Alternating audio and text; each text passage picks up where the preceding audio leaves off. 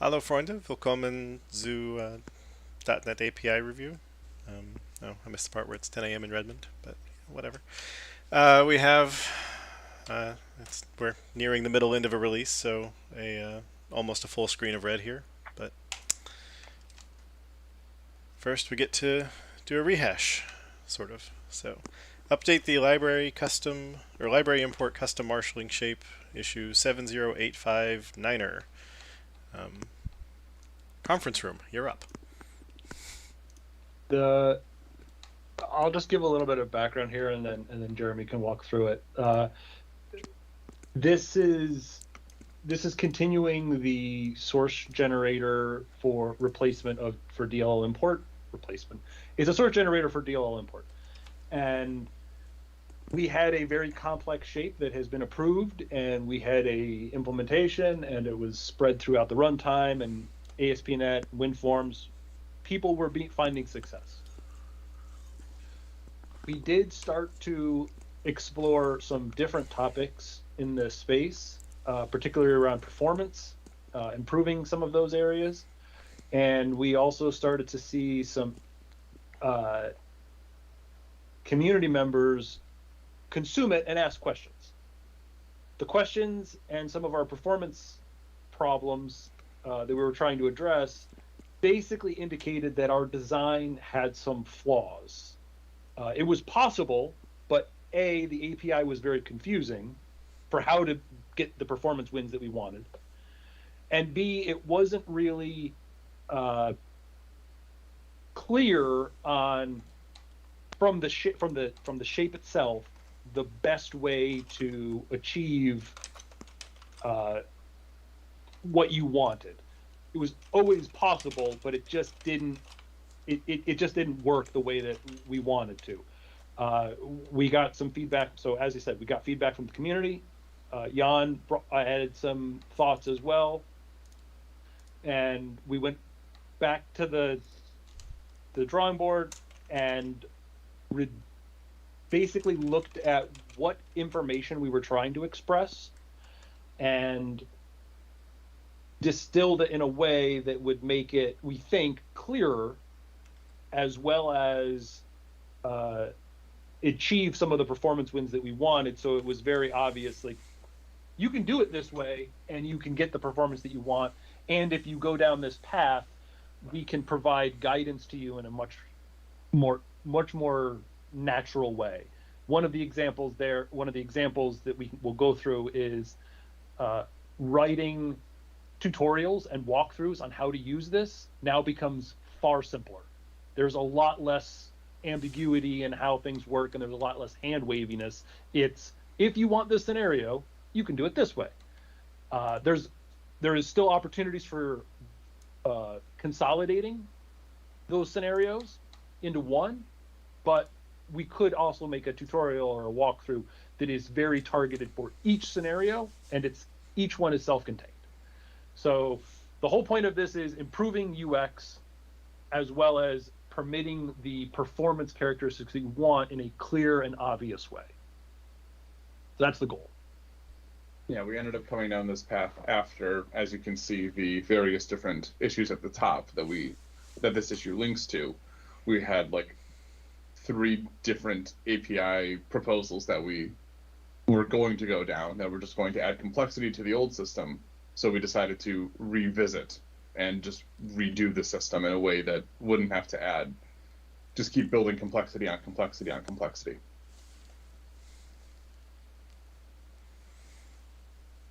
Good. Yeah. So Sounds to good. start off, we're going to put everything in the system runtime interrupt services marshalling namespace, as that's where the existing APIs are. This first enum scenario, the idea with the new system is you can have a specific marshaller for each different marshalling scenario, instead of the existing system where you had one marshaller type as your well-known marshaller, and then you had to manually override at the use site for any other marshaller. Having the different scenarios allows people to write marshallers that are very optimized for a given scenario if they want to do so. For example, for the various string marshallers and array marshaller and so on and so forth, you can optimize the managed to unmanaged in scenario with the caller allocated buffer, but your default scenario doesn't need to hold any state. So we can use one of the new stateless shapes to avoid having to deal with any of the logic, any of the extra logic.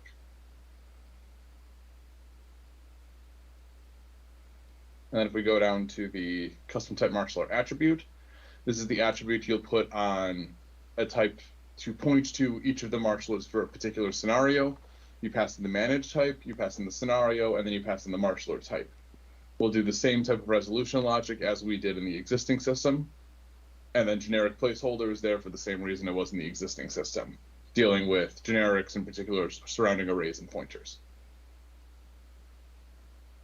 And for element unmanaged type, instead of having the handling for collections to pass in the size of the element into every single method, instead, we're going to have users have an extra generic parameter on their marshaller type that they mark with this attribute.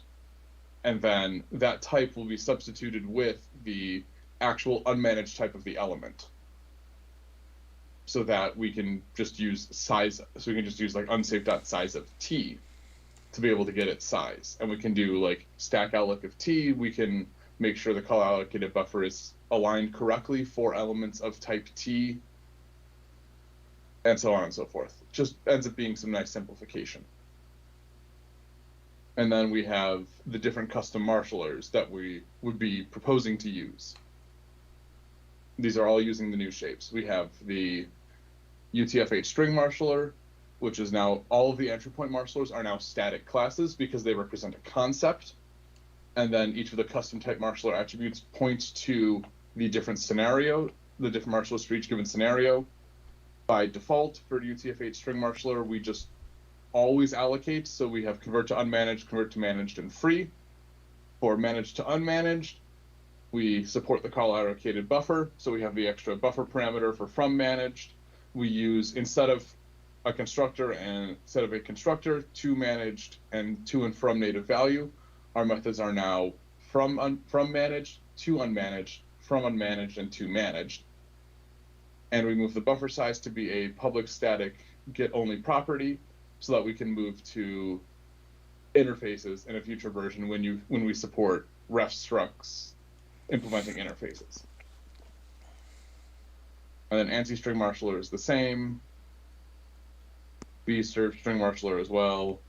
UTF-16 string marshaller only needs the static shape because we use a static get pinnable reference method, very similar to what we went through when we approved the span marshallers, so that we can specify the rules of how you pin a string for marshalling on the marshaller type, which in this case is just the same rule as any other pinning rule with strings, but we just put it here.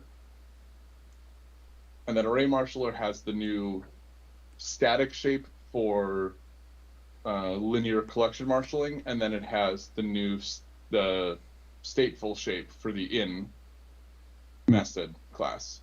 There's also the question of what do we want to name these nested classes. And then these are just the different shapes. To go through each of the steps, the stateful one is very similar to the old shape. The stateless one is broken down into just various static methods that kind of specify all of the steps that the marshaller will have to go through. And each of them will be called by the generated code. Then pointer array marshal is the same, and the span ones as well.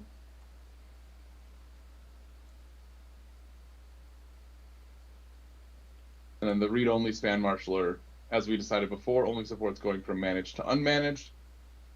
So we support those two different directions, managed to unmanaged in and unmanaged to managed out. So going into unmanaged code, because it's read-only, this was what we had approved previously, just moved over to the new shape.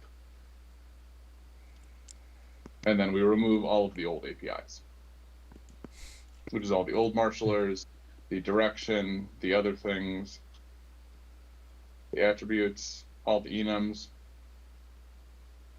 And then here's some examples that show the different shapes, with showing when you want to specify every single individual scenario separately, which will be a very, very rare case. I think safe handle like scenarios is about the only case that gets anywhere near this level of specificity.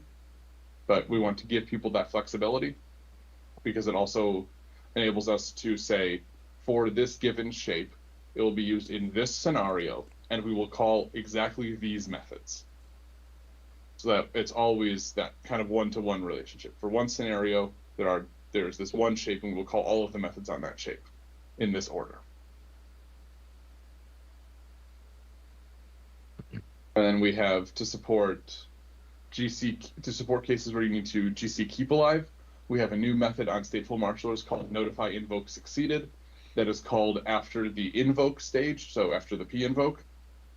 We have support for unmarshalling in a finally block instead of in the regular unmarshalling state, which is particularly useful for safe handles, called guaranteed unmarshalling, which we have done by appending guaranteed to either the to managed or the convert to managed methods, depending on whether you're a static shape or a stateful shape.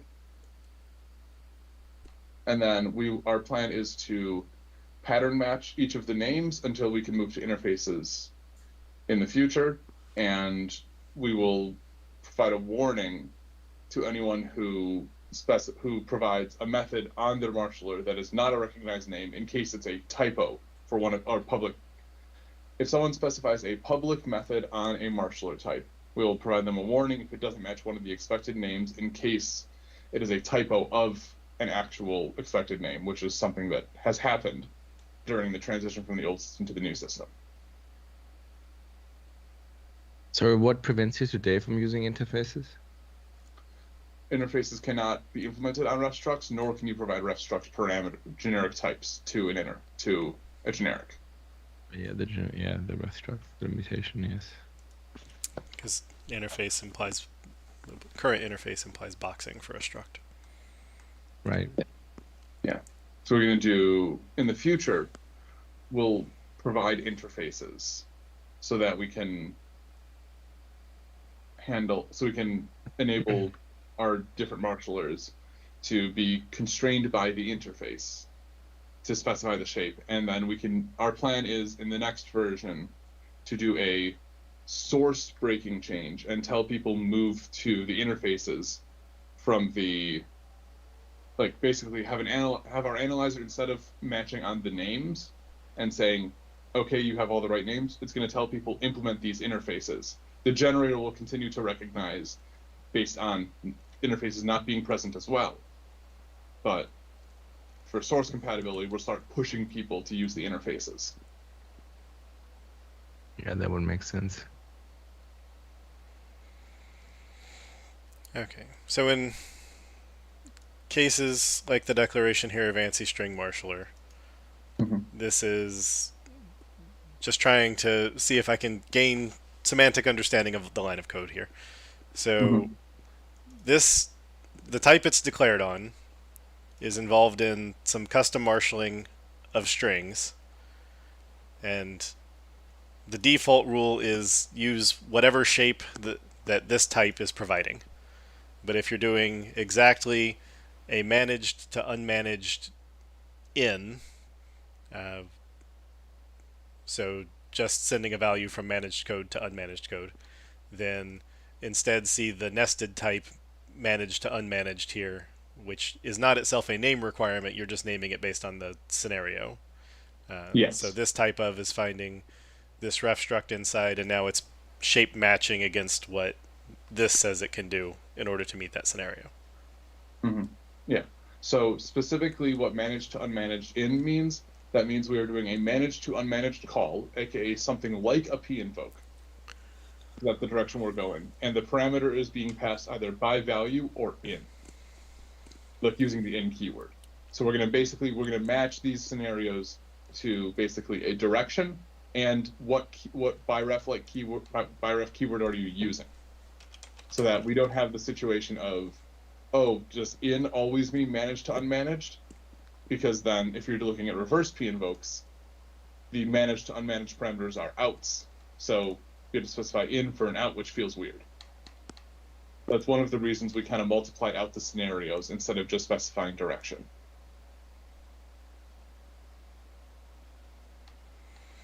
Is it then fair to say that the custom marshal attribute is basically constructing a dictionary where the key is the first type argument and the scenario, and then the value is basically the third one? Yes. So what happens when you have more than one of those entries? You fail to compile, or you basically fail to generate code? We're going to have our analyzer pop and say, don't provide duplicates, and tell you to remove one of them. But we fail to build, right? Yes, we'll fail at build. And that's simply duplicate on the same type, because clearly we have on screen right now 2 different managed to unmanaged in of string. Yeah, it's the scenario plus the type, right? So you can't have... Yeah, so basically from the user experience, the user will specify on either like on their managed type, or in the case of string, because they don't own string, in a marshal using attribute, they point at either UTF-8 string marshaller or ANSI string marshaller, which is basically saying, I want to marshal a string as ANSI. And then the generator will look on ANSI string marshaller for the custom marshaller attributes and basically use the dictionary that's on that particular type. I assume for our types in the framework, we're not providing something for everything. So there is this chance that once we do, a user may have already done that. So there is I guess, a source breaking change scenario where the user happens to define something that we don't define, and then we start defining it, and then it conflicts between the framework and what the user has, right?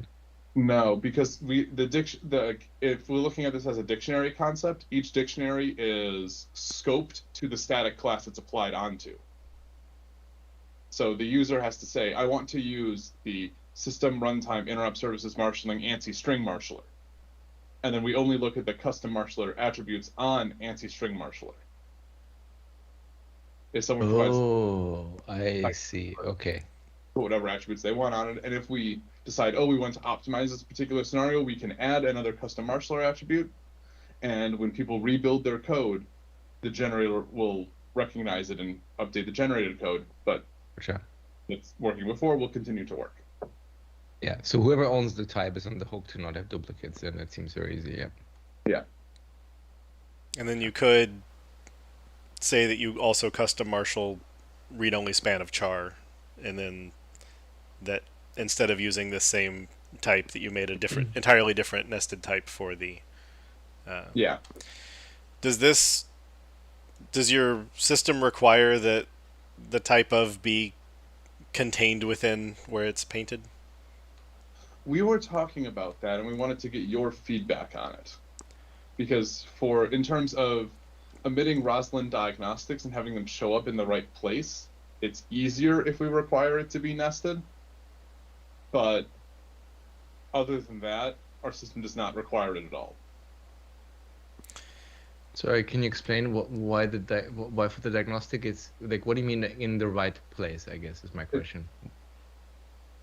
Based on how the attributes are on like the ANSI string marshaller class, and we want to say the shape of managed to unmanaged isn't right, you need to like add X members or whatever.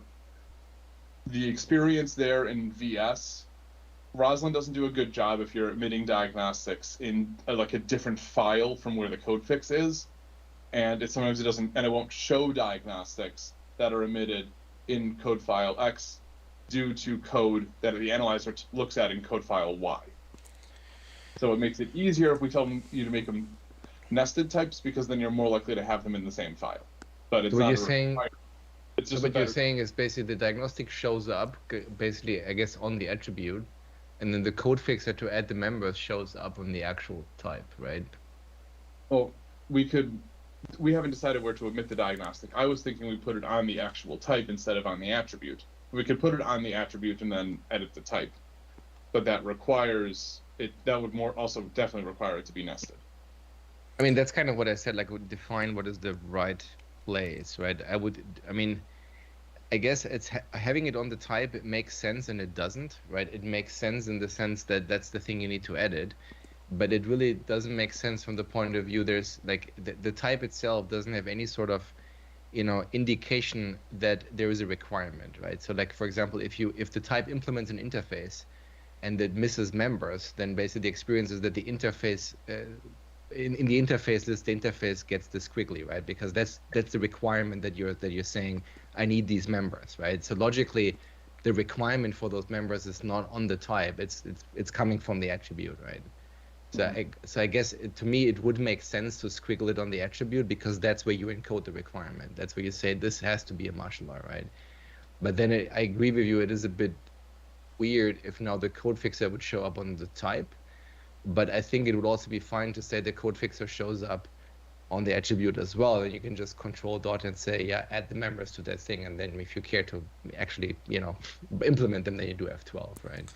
Mm-hmm. Yeah. But I think the problem is that if you move them apart, then yes, you get the squiggles on the type, but then the question the user is like, oh, where's this requirement now coming from, right? Because I mean, maybe you didn't intend to, and you forget that there's an attribute somewhere. Now you have to like hunt for this attribute, right?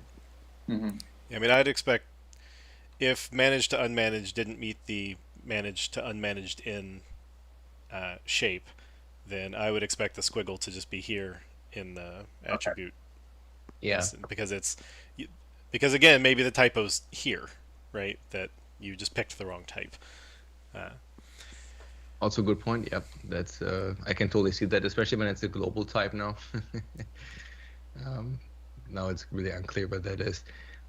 Personally, I like the idea to use nested types for that because, I mean, nested types normally the way we treat them is we say don't use nested types because when people have to reference them, now you have this permanent namespace that you can't. I mean, you can use using static, I guess, but like for the most part, you don't really have using statements for nested types, right? It's very unnatural. So I think for types that are being referenced by the user, you generally don't want that. In this case, though, I'm not sure this compiles, but I assume you tested that the type of in the custom attribute contains the members of that type. So I guess in that case it's fine. But I mean, we do the same thing with the enumerators, right? And so if we treat them more like, well, this is really code that is used by infrastructure that you never ever reference yourself, then I think it's fine to use nested types for this, and it removes the whole naming problem. Because I mean, how would you name this? You would probably prefix it with the type name anyway, and then have some suffix for managed to unmanaged or something, right? At which point it's probably easier to have it as a nested type. Mm-hmm. Yeah, and then is the reason for having this at all just expansion? Because it feels like that this really could have been just custom marshaller type of string default here, and then you move this custom marshaller declaration to the ANSI string marshaller managed to unmanaged. But I guess then that you would have to say marshal using ANSI string marshaller managed to unmanaged, and so you're just trying. This is just trying to make basically a container for the marshal using attributes to point to. Mm-hmm.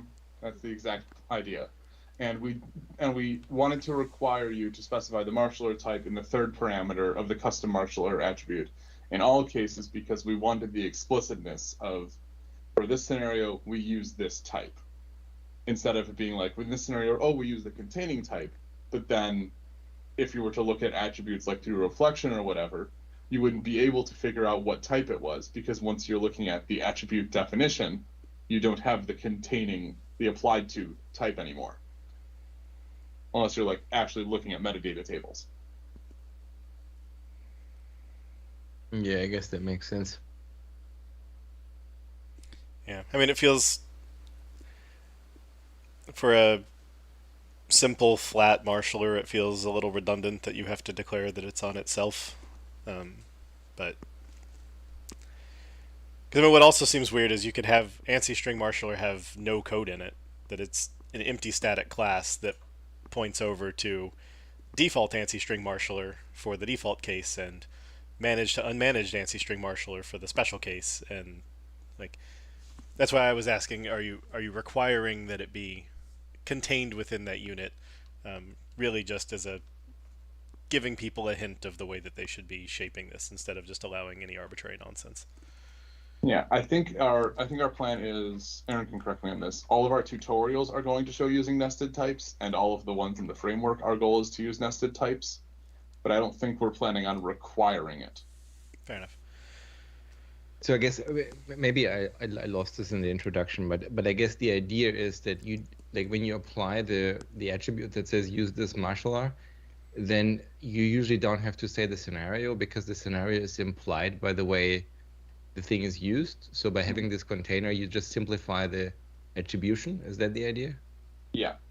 So that, for example, if you just want your string to be marshaled as ANSI everywhere, you can just put that as marshal using, or set the string marshaling custom marshaller to ANSI string marshaling, and wherever your string parameters are, it'll figure out the right type pointed to by ANSI string marshaller for the scenario. It really is about simplifying the UX from the consumer standpoint. There's a little bit more UX, I think, from I'm writing a marshaller potentially. There's a little more effort, as Jeremy pointed out. You're maybe putting a redundancy on there. The counter to that is it's very simple to write a tutorial and follow that tutorial. There's no ambiguity on any of this. This is the default one. This is the in one. And from the consumer standpoint, it's you point at this marshaller. I mean, honestly, if we had the ability to, everything was internal, we could even in some weird way make all these marshallers, these implementations, like hidden away if C# permitted that in some manner. Like they're not interesting at all to the user. They are purely what we're just injecting into the generated code. Yeah, we could do like edit addressable state never if we really, really wanted to. I mean, I assume on your side you don't actually care what members the marshaller itself has, because the only thing you basically care about is the custom attributes on that type, and then you just read them, and then whatever marshaller they are pointing to, right? So yeah, I guess what the user is referencing is really just the place where the custom attributes are, right? Mm-hmm. Yep. We've been referring to it as our entry point type. Yeah. It enters you into the system. So in that sense, the statics that you currently have on it could also be on a nested type as well, like similar to what Jeremy said earlier. But you could say ANSI string marshaller in this example is just some nested type for the default scenario, right? You could completely hide all members, I guess, at that point. Yeah.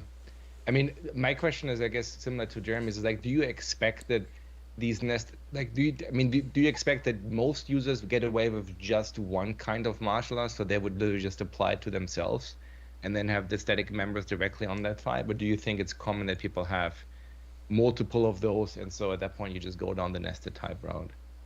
So for the places that we've seen marshallers being used and custom marshallers being added in win forms, we've seen most cases there's just the default scenario, but for some of those default scenarios, you need to use a custom nested type, because your entry point type we've decided must always be a static class, but sometimes your default marshaller needs to be stateful because you need to do a keep alive for an object. So in those cases, I think we need to look at determining the UX of, are we allowing you to point a default? Is your default marshaller allowed to be stateful, or do you need to be explicit about the scenarios it's used? Because stateful marshallers are currently not allowed for the element scenarios. Yeah. Yeah. For example, there's a lot of handle ref or handle ref like abstractions in ASP.NET and WinForms.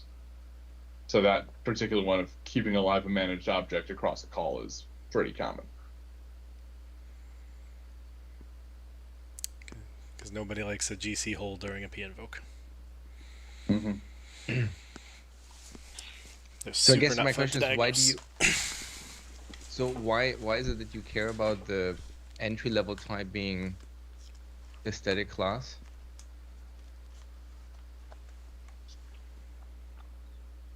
Oh, because the majority, because the most common scenario it seemed is static. A lot of them are just static. There are a bunch of types, safe handles, but you can imagine things like the canonical example is bool.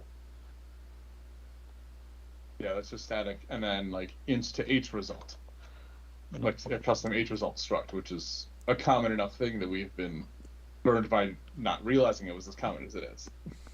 Yeah, I guess my mental model is the entry level type is the one with the custom attributes, right? And then the custom attributes can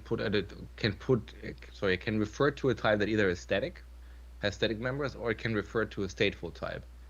So that's why I'm confused why you wouldn't be able to have a singular type that has a single custom attribute on it, and everything on it is static, is stateful. That seems to work as well, right? Why would it not? I think that yes, I mean technically you're correct.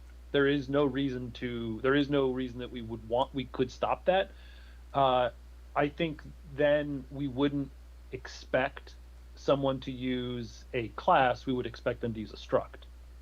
Yeah, so we could provide the same rules as basically, we don't care what the type is, we just look at the attributes. Or we could say it has to be a static class or it needs to be a struct, because a non-static class has no useful concept for custom marshalers. So we could just say needs to be one of these because you're expected to either use this type as a container for your marshalers or have it be your default or as many scenarios as it can handle. Yeah, it seems then for the most common case where you only have a singular marshaller, then I think it would be nice because you would have one type. You can either be a static class or it can be a struct, right? You put one attribute on it that says I am the custom marshaller from string to default, and then you're done, right? And then if you ever need more, well, then you introduce your container type, put the existing type into it, and then add the other one, and then move the custom attributes up one level, basically, right? I mean, you wouldn't even need to do that. You had the default marshaller, and now you want to handle one of the cases specially, so you just slap on the second attribute and either point it to a nested type of yourself, or if they don't add that restriction, you point it to a peer type, because you just put it wherever you want. I guess that's fair too. I mean, that's a good point. Right, because it seems like you're taking. They said marshal as. I didn't see an example that had the full scenario here, but somebody says marshal as UTF string marshaller. Then, depending on the context of how it's being used, you find the right entry in the dictionary, look up that type, and now apply the rules of the. You're currently a star-shaped hole, so you're looking for the star-shaped hole methods or of one or two patterns, either a stateless or a stateful pattern, and you find them and you call them and you're good to go, or you find that the pattern isn't completely implemented and you fail. So it Right. doesn't seem like there's an actual technical reason that this needs to say static class at the place that you said marshal using. I would agree with that. There is no technical reason. I think the idea behind it is our entry point and our push is stateless marshalers. This is the entry point. It is a static class. It is more akin to a namespace with global functions in. And so it is definitely a conceptual idea. There's no technical limitation here. I think expanding it and having it be more fluid makes things unnecessarily complex. Like, why do we want all these additional options? It's a static class. They got to be in there. Like, it just seems clearer rather than you have these other pivots. Yeah, and certainly, while it's a shape-based thing and whatnot, being extremely opinionated feels sensible to me. Yeah, I mean, to me, it's just really what's the model you're explaining to people, right? If you're basically saying you point to a type of custom attributes, and then whatever they point to doesn't really matter, That is easy, but then when you follow that, then there is implications of what that statement means, right? It seems a bit weird to say, if we have that model and then, the WinForms example where I only care about string default, right? And now I have to introduce a static class around it just to put a nested type in it seems a bit odd, right? As someone who did some implementation with this particular scenario was a little clunky. Yeah. And that's why I was just suggesting have simpler rules and just say like, yep, you point to a type of customer attributes and they can point to wherever they want to point to, right? Including themselves. And then, the requirements you have is you either support static or you support, stateful, right? These are the two modes you have. And that's true for any type you can pass in is the third argument, I suppose.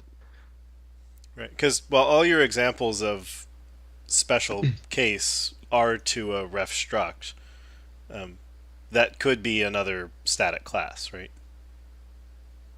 Yeah, I think we have an example somewhere in the examples for like safe handle, which. Yep, there's actually one. Yep. The safe handle one is unmanaged to manage at the very bottom. Yep. Yeah. I'm not finding it. Very bottom of the examples of the very first code sample that he has. Yep, the very last one in there. Pointer span. Hold on, you call past removal. Yeah, either go unmanaged to managed. Oh, the nested type. So read-only span marshaller, we have some options. Yeah, so here we have managed to unmanaged in and unmanaged to managed out. So the managed to unmanaged is stateful and the unmanaged to managed is not. Yeah. Yep, that makes sense to me.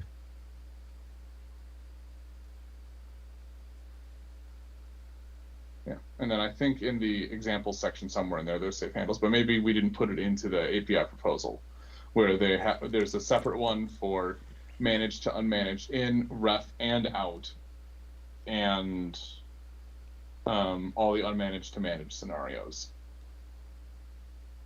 I'm not going to lie, seeing custom attributes applied to a generic argument is just weird. It's very uncommon, but it's not the weird thing you put a custom attribute. It makes sense. You don't like placeholder pointer arrays? Well, I meant the actual type definition below. The T unmanaged element is the one that he's referring to. Oh. Yeah, the one that is like read only span marshaller T comma and then the customer attribute there. I mean, it makes sense, right? It applies to the generic parameter, but it's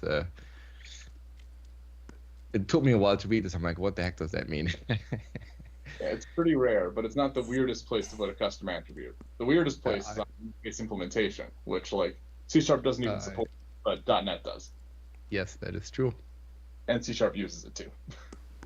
I think in IL it's legal to put custom attributes on anything except for custom attribute applications themselves. Any other table supports it, I think. Yeah, you just run out of syntax.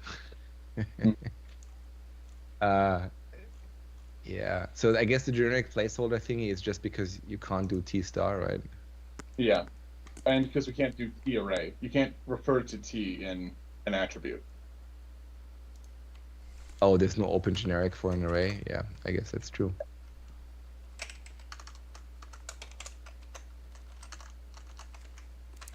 Yeah, that's kind of ugly. Yeah, and you can't do like, there's no way with open generics to do like T star array unless you actually have like unless you have like a special type of like pointer array, because you can't do an open generic in a generic parameter. In a type of expression. I mean, that is extremely clunky. I mean, it makes sense what you do, but like I think if I had this problem, it would take me a while to figure out what I'm supposed to do here. Yeah. Most people will not be writing custom marshallers for arrays, though, or pointers, or arrays of pointers to unmanaged types. Yeah, I agree with that too, but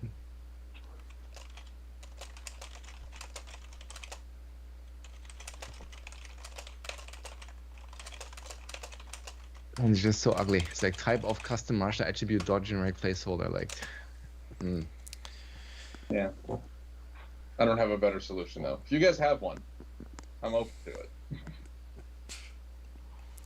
All right, so I guess the first thing to talk about would be the first thing from the proposal of it doesn't look like we have anywhere else that has used the single word scenario, and then this is in a fairly corner namespace, so it seems like the name isn't overreaching. I mean, it's a very generic name, right? That's for sure. Yeah, we considered doing marshalling scenario, but since we're already in a namespace that ends in marshalling, we thought that was a little repetitive. Yeah, that one I agree with. It's just that, so the problem of the guideline is it doesn't just apply to us. It's also to kind of avoid conflicts with what users have been doing. Mm-hmm. And we have been maybe a bit more forgiving, I think, for core scenarios.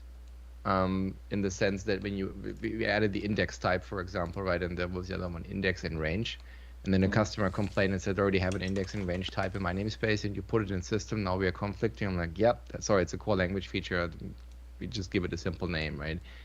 For something that is like kind of on the fringe of what you do with .NET, it seems a bit weird to use the name scenario for this, because that's like, is there another user that uses the term scenario for some APIs? Probably. I mean, given how generic that thing is.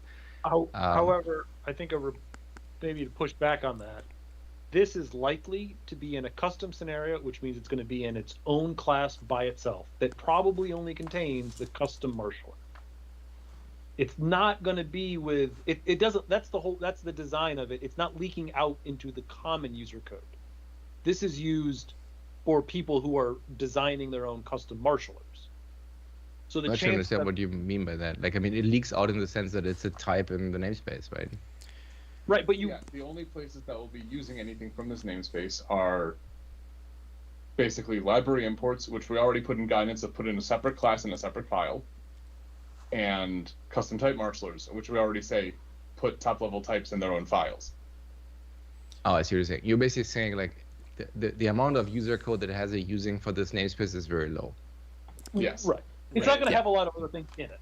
And the user code that's going to use it is going to likely be very isolated into its own. Well, the one concern, like the sort of counter example, how do I open it? There we go.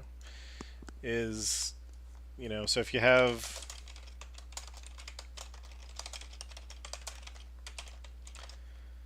that import and you're in namespace emos cool stuff marshalling.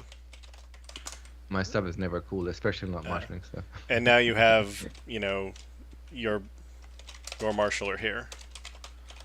Yep. If emo's cool stuff defined a type called scenario, that's now what's going to bind to the word scenario, because the namespace pop order beats the usings outside the namespace block decal.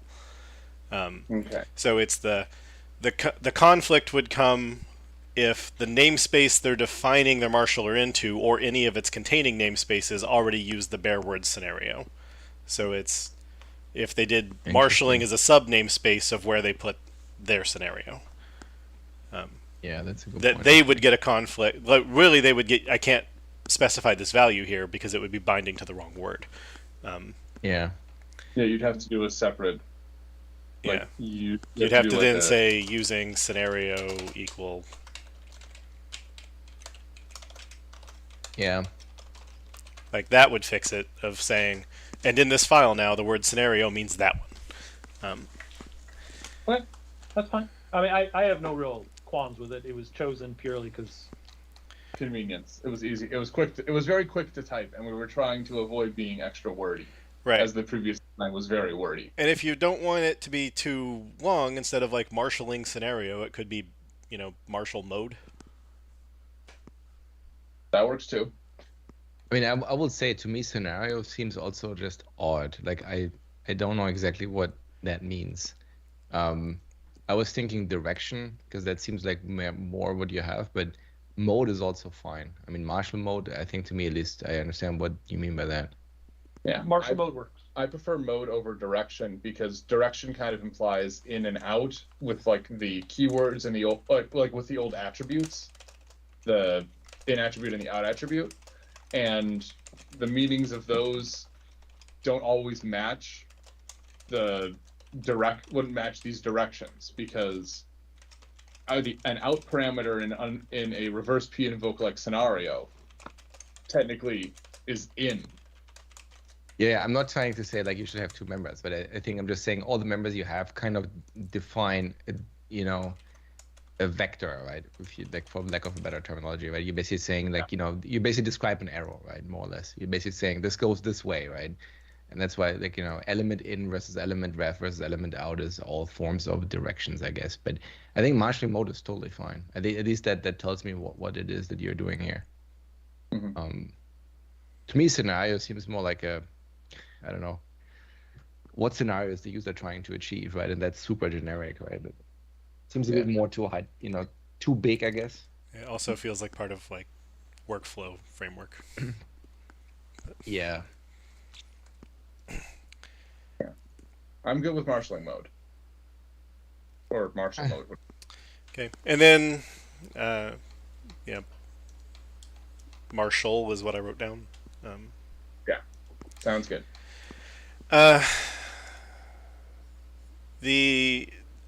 Would it make sense for this to be flags, or do you think in the rare case that somebody wants to specifically point two nested modes into one thing, they just get to declare it twice?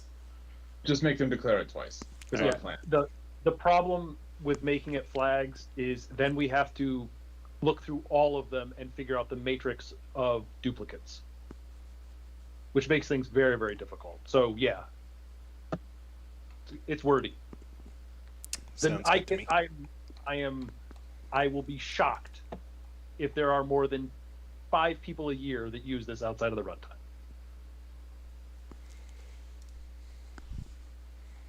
So you think your user base and my user base are about the same? Okay. Yes. Oh, absolutely. Yeah. Right. Like honest, like yeah, for the crypto stuff, like that is probably one of the majority user bases.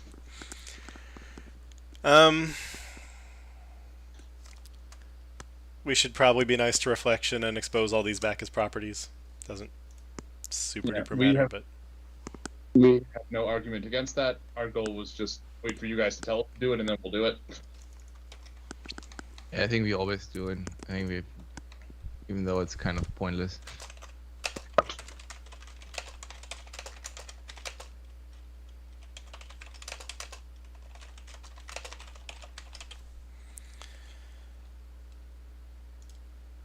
okay, so that's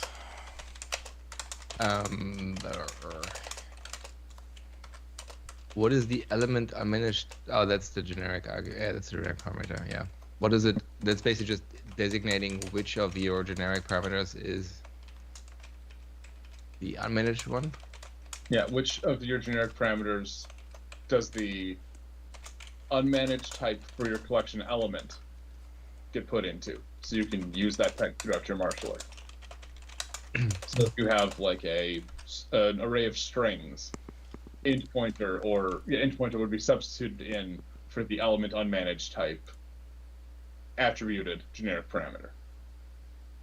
So like your array, it'd be array marshaller of string comma int pointer. So at most you can have two. One is the managed side and one is the unmanaged side. So you can have, for the generics, you can have as many as, you need to have as many as your managed type if you're a regular value marshaller, or if you're a collection marshaller, you have as many as the managed type plus 1. And then we just substitute the generic argument into whatever the managed type is, just in order excluding this one. That was a lot of words. I need to understand. So the generics do not correspond directly to what is the elements type. The element type is pulled from the get managed values source method. We pull it from whatever element is in that span is your managed type, your managed element type. And then whatever the unmanaged element type of that is, we throw in as the generic. I highly recommend looking at the example below. Yeah. Yeah, it was. Yeah.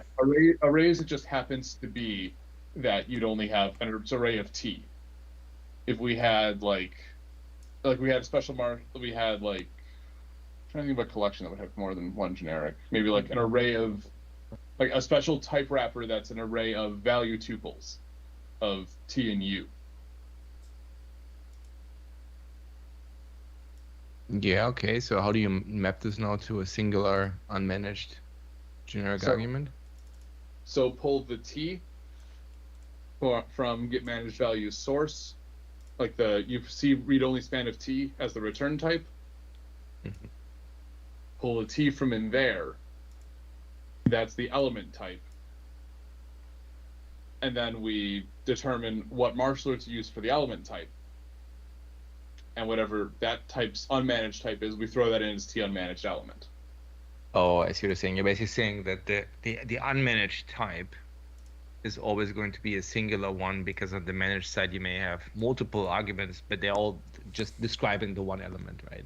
Yes. All the rest of the generic arguments are basically, how do I figure out what the managed type is so I can correctly pass between the two and know what, like, where it has T array, that could be like foo of X, Y, Z. So why don't we just say it's always the last? I think the plan is, we can say it's just always the last and it has to be n+1, but the idea with the element unmanaged type attribute is that also lets us know what makes a marshaller a collection marshaller versus a value marshaller. So we're not like, oh, you specified one extra generic parameter, we're going to expect this entirely different shape. It's, hey, this is the one to put the element, this is the one to put the elements unmanaged type. Therefore, I must provide something that has elements. Yeah, I mean, maybe it just seems like you're complicating the type declaration by quite a bit, but I guess you're already in the 3% or 1%, or way less than 1% category of people using this, so maybe it's fine. So like the collection one is going to be super rare. It's basically, it's array, span, read-only span, and right. Honestly, I think maybe for the WASM stuff, they might reuse a model similar to this and add like array segment, but like that's it. To me, like if you apply a custom attribute on something, usually you do it because you need to distinguish multiple things, or because there's additional metadata you want to have on them, right? In your case, it seems you don't actually care. You could just say it's always the last parameter, but you would like to have some attribution somewhere that says this is the collection marshaller, right? Which I don't know whether I would do it via this mechanism you have here. Like I would either have a separate custom attribute you just apply on the entire type, other than as just applying it to one of the elements you pass to it, because that seems just more logical, I guess. Yeah, we could have like a linear collection marshaller attribute that you just put on something like that, yeah. And then you could just say you apply this before you apply the custom marshaller attribute, or before or after, it doesn't really matter. But that would seem a bit more,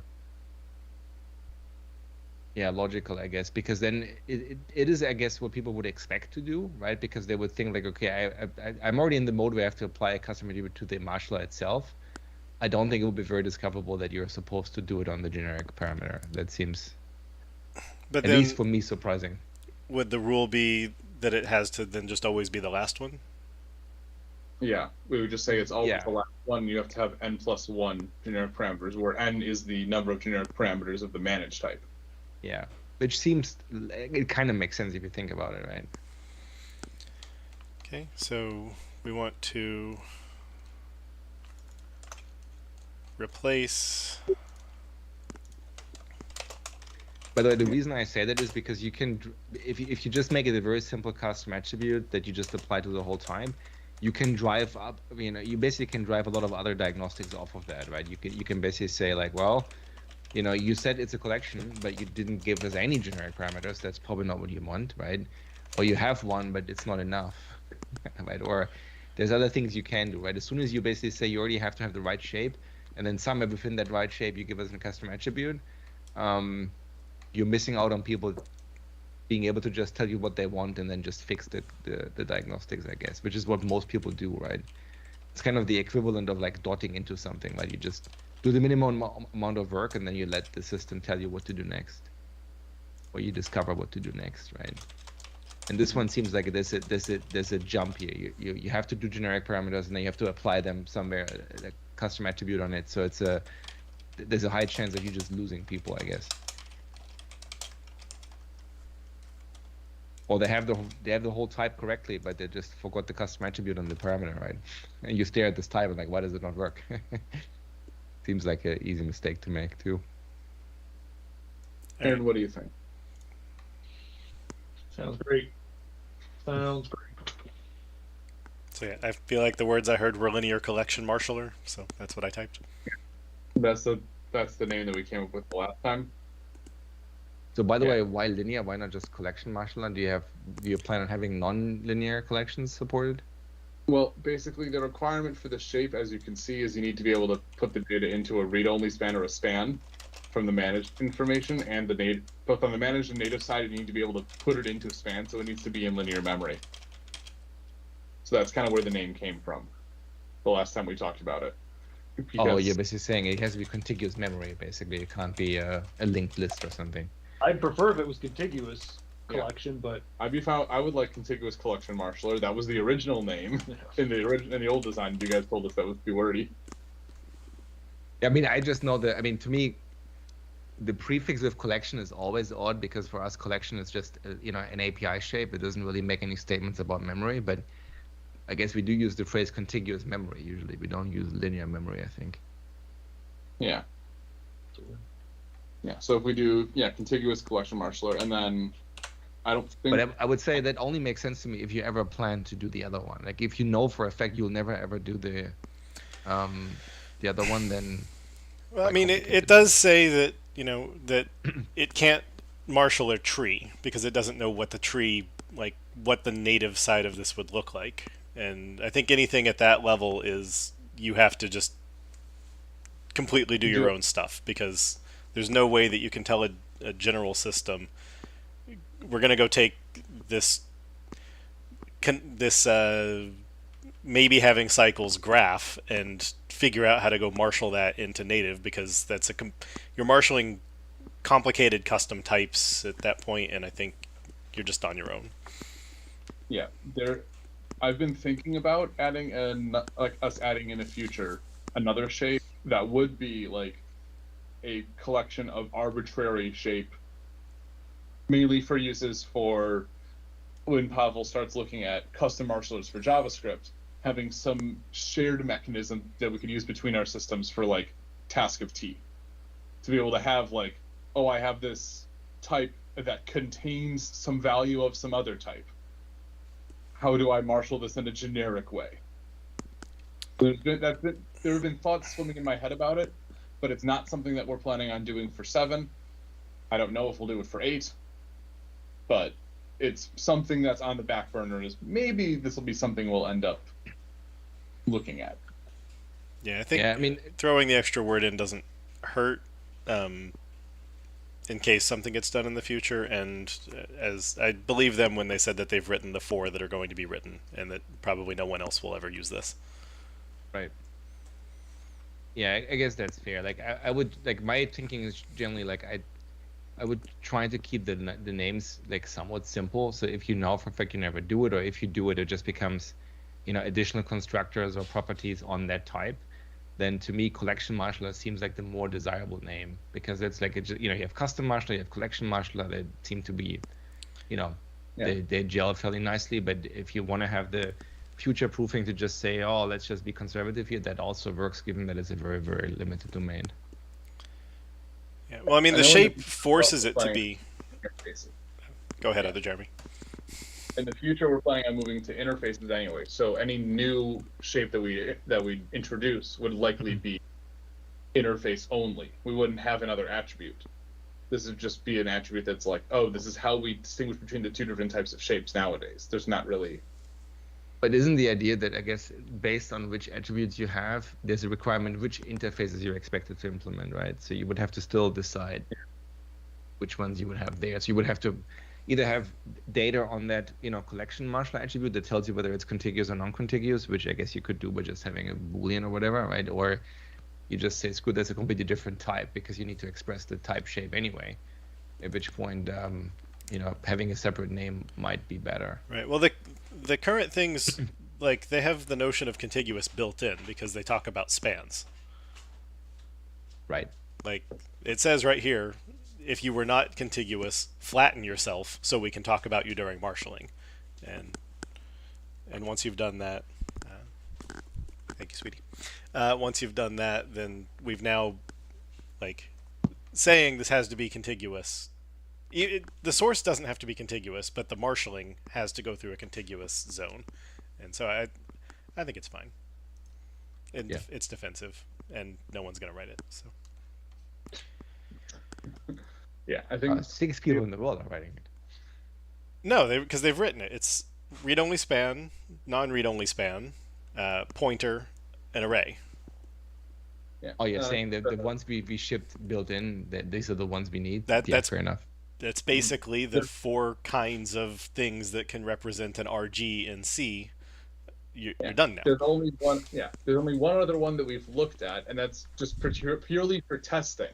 We're not planning on shipping it, but list of T you can also do this with because there's collections marshal as span, so you can get a span of a list. Right. Yeah, but that boiled down to span. That is the only other type that somebody could write is make it so they can pass a list instead of converting it to a span first. Yeah. But they can basically just wire everything to call the span one at that point. They don't actually have to really write it. They would have to match the shape. But yeah, they could just do as span and just you have a span be the actual native parameter. Okay, so are we going with contiguous collection marshaller attribute? Going once? Going twice?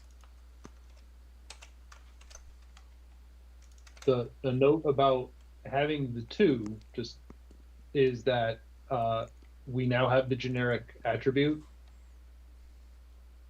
The generic placeholder in custom. So if you go back to the right, so now it's on the attribute, but you would likely use it also in a contiguous. No, because the contiguous one, there's no parameters into it. You just put it on your entry point marshaller type, saying all of my marshallers need to be contiguous collection marshallers. You don't need to use the generic placeholder? No, because you're not specifying the managed type. You're just saying the custom marshallers are pointing for this string, like this is the managed type. This scenario goes to this marshaller. And you're going to say all of my marshallers that are provided from this entry point are contiguous collection marshallers. I thought, can you go back down to the example below?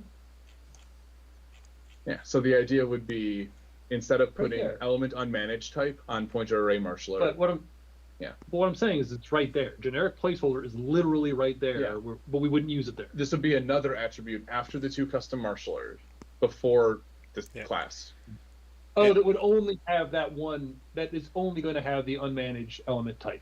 Yeah, it's just basically move that up. It's the equivalent of that, just saying this is move it up and rename it. Collection. Yeah, move it from in the brackets to before the type decal and rename it. Right. Okay, there was a question from chat.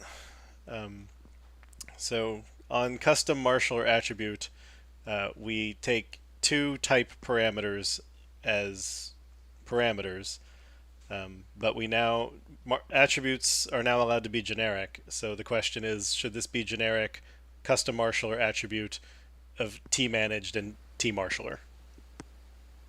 We can't because of ref structs. Okay. Can't do go again. Span of. Okay. So neither the managed type can be a generic because you want to be able to marshal span, and the marshaller type can't because it's usually going to be a stateful ref struct aside from the static container type. And you also can't use that classes in generics today. And you can't use open generic in generic attributes.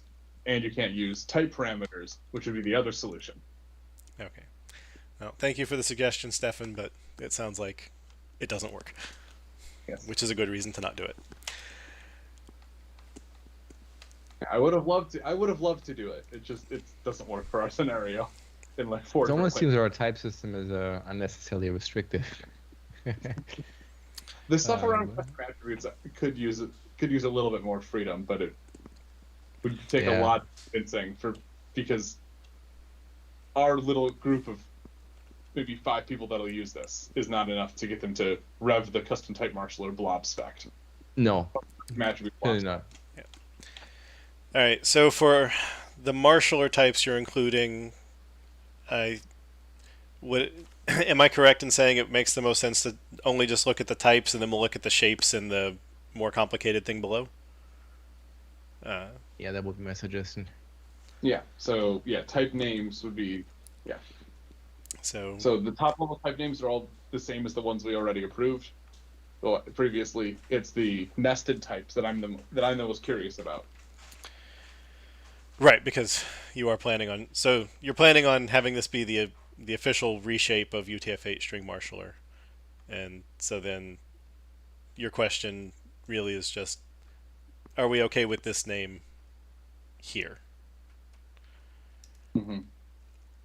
And bear in mind, users will never practically see that.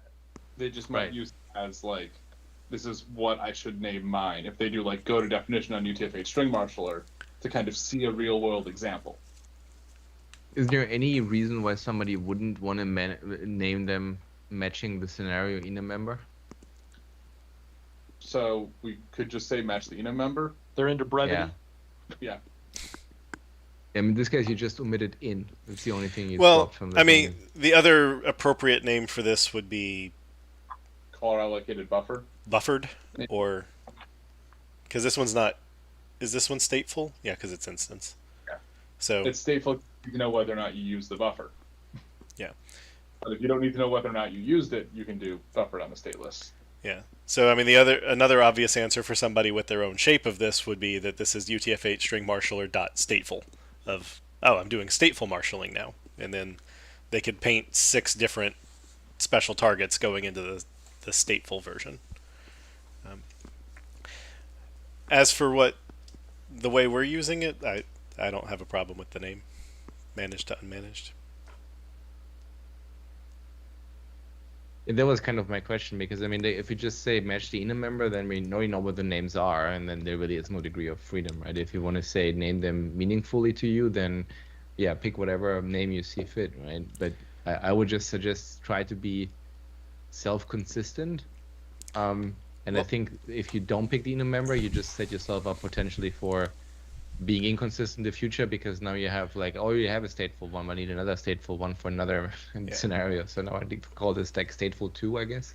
I assume, and it may be overly naive, that the managed to unmanaged ref and managed to unmanaged out could easily share a state container, but it may be a different state container than the managed to unmanaged in. So saying you match the enum member means you would never have 2 of them pointing to the same place, which feels a little too opinionated. I am also noticing that at least for our scenarios, we have members on here we don't need, that I just kind of left in via copy paste. So when we start looking at the shapes, we can mark which members we can get rid of on the nested types. Yeah, let's do shape as a secondary thing. I think so. Basically, what you're saying is that it is completely valid to have multiple scenarios mapping to the exact same type, and that's sensible. To me, that kind of indicates that you should not match the enum member, because then you're setting yourself up for failure the other way. Just to be clear, that is an optimization. In the walkthroughs and tutorials, we will likely have individual marshallers for each example that are independent. Yes, you can collapse them all to one type. That makes sense. What you're saying, the one type has all of the shapes that is necessary, has the shape that is necessary. But in a walkthrough or tutorial, we will have an example of managed to unmanaged in. This is what this looks like, right, which is independent of the ref or the out. So we're kind of balancing what we would do in a tutorial or walkthrough versus what we would actually want as a highly optimized implementation. Like, for example, handles, we're going to have a separate in, ref, and out for managed, unmanaged, in, ref, and out, because we can remove some of the state tracking if we don't have to go both directions. But we're not going to do it all in one because we want to optimize it, so we have the separate ones, even though we could do them all as one and just have some redundant state tracking. See, but the type you're using has no way of knowing what direction it was, right? Oh, sorry, what scenario it was, right? It's just yeah. If you're pointing multiple scenarios to the same marshaller, the marshaller has no way to know what scenario it's being used in. Right. So that means if you want to optimize, then you basically have to have dedicated types, and then you map them individually. Mm-hmm. Which seems, I mean, that makes sense to me. But because at that point we basically talk about, like, you know, it almost seems like the types themselves, if you could, like, I guess they can't be internal, right? Because you need the codegen to see them, but practically that's how you want them to behave, right? You won't be able to change them at will almost. Yeah. Right. I mean, we can't change this one because code generated is going to have pointed at that name, and that assembly or that binary we say will work on forward versions of the framework. So this name is forever, but in people's private code, the name doesn't matter. Right. Yeah, all I'm saying is, I guess, like, basically the naming conventions we kind of establish here, I think we would expect people to copy them, right? So we should have some, you know, at least some sensible rules on how we name things, right? And then just say, apply the same to your code, right? To just make your own life easier. At which point, like, you know, for us, it's like, if we have to make a decision, right? If we only ever going to support, you know, a certain set of scenarios, then we can almost name them whatever we see fit, right? Stateful, non-stateful, or whatever you want to call them, or default, or, you know. Yeah, I think naming it just in this case with our permanence of names, naming it stateful would mean that if we then wanted to change the shape for one of the other, you know, 12 modes, we would then feel like we had to put them together. But leaving it named managed to unmanaged, or we can say managed to unmanaged in, and that our default recommendation is name it for the mode that you're targeting. And I think either. I mean, that would be the most conservative choice, right? Because it means if we don't special case and we want to support the same mode, well, we just copy and paste the type as it is, right? And if you ever want to now tweak it, well, we can, right? That's I suppose the shape of the type wouldn't change. It would just, the implementation of the methods would change. Yeah, I think that works. Just say each of them will name after their scenario. Right. Marshal mode. Yeah. Mode, yes. Name each of them after the marshal mode. And I guess if the standard one is stateful, then yeah, you have a default one in there, which seems fine. Okay. So UTF-8 marshaller, change the ref struct to managed to unmanaged in. Okay. And same, that's going to be the same with ANSI and Beaster and Ray Marshaller and Pointer Ray Marshaller. It's going to be the same for all. Basically, all of them have an optimization for that direction, except for UTF-16 string, because the static get pinnable reference handles a better optimization. Fair enough. So for Beaster, you only declared it as being a default marshaller. Oh. Is that a typo in the? That's the typo. I just missed the copy paste on the line. Okay. Do we refer to this ever as B-star string? Because it seems like it's kind of redundant. The feedback from the last time we came to API review when those got reviewed is all of the names for all the string marshallers were kind of the target encoding of the string followed by string marshaller. Ah. Fair enough. So if we wanted to, we could change all of them to be like ANSI marshaller, UTF-8 marshaller, and bster marshaller. And then if we wanted to add like a support for marshalling a read-only span of char to bster, then we could put those on the same type and have separate nested types. I mean, read-only span of char is still string enough to me that I would have no problem putting it on ANSI string marshaller. But yeah, this goes back to this. Like, I mean, the value of the suffix is the grouping, I guess. Mm-hmm. But then putting them all in the same type and have them nested might actually be nicer for that. But that's up to you, I think. so you want like Like a giant string marshallers type, and then we have string marshallers ANSI, UTF-16, UTF-8, and bster nested types. Because then people will have to actually type those. So now we go back to the don't have nested types that people have to type. But we have the suffix right now, so. Yeah. Oh no, yeah, I assume that the glorified type would have just all the custom attributes directly applied to that, but you can't because you need different. Yeah, never mind. Yeah, because you need the type that is the marshal as to be public and sensible. No, at that point, no. Then yeah, the current design makes more sense to me. And I think the general rule of encoding followed by string marshaller makes sense. It's just for bster because the encoding includes the name string. It seems a bit odd, but I think that's fine too. Okay. All right, and so UTF-16 string marshalling, this shape works the best even on Linux. Yes, because we can just pin the manage string. Okay. And just pass it down. If it doesn't work, then everything's been broken because this is how we've been doing it for years. Okay, just I know it would sort of make sense on Windows because it's pin it past the pointer, and because R strings and Windows T strings are the same thing, but the Windows W char strings.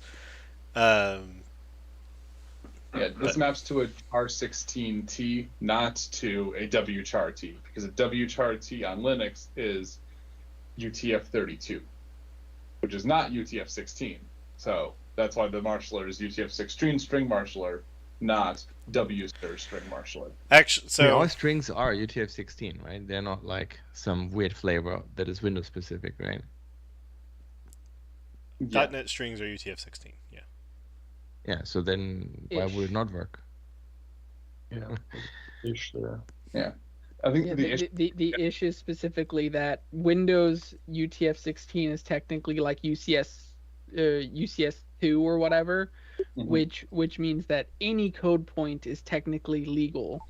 And indeed, .NET strings don't require that the character encodings be valid UTF-16. But for most intents and purposes, you only ever encounter UTF-16 data. Right. Yeah, I guess my meta point was more like casting it to U short star effectively seems fine, right? Like, why would it not work, I guess? Yeah. We're talking about something. Oh, so, and we may have asked the question last time and it got thrown out. But you just mentioned UTF-32. We have UTF-8 and UTF-16 marshalling built in, but if somebody needed to marshal as UTF-32, they're currently on their own. Should we be providing a UTF-32 or not until someone actually asks us, can you please provide it? Because UTF-32 is extremely rarely used in comparison to UTF-16 and 8. Yeah. Okay. Make everything twice as large. Well, it's twice as large unless you're in East Asia, in which case it's now easier to work with. But well, yeah, I'm just saying, like the rest of the system, like I don't think there's a UTF-32 native operating system, right? So like you would always have to transcode basically once you deal with that. Well, but if wchar T on Linux is UTF-32, then that means that Linux has an inbuilt notion of UTF-32 API. It's just it may not have a lot of it. Yeah, nobody uses wchar there. That's one of the reasons char16T and char32T were introduced, was so you can be explicit on all platforms what you want. Yeah. that you wouldn't accidentally be assuming you're using UTF-16 on Linux when it's UTF-32. Well, it's like, Right. the wonderful word long in C.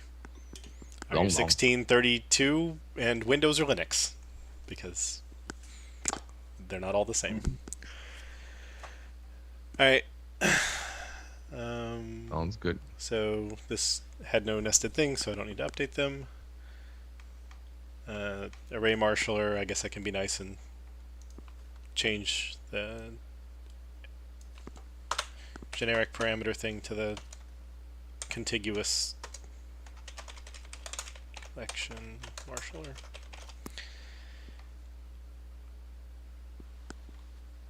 Alright, so this one you just called in. So I guess that becomes managed to unmanaged in. Yeah. I wanted to use in the proposal use the different names that we had talked about, just so that we could show that we had not fully decided on names for the nested types, so we could start that discussion. And then it'll be the same thing for pointer and span and read-only span. Pointer array marshaller.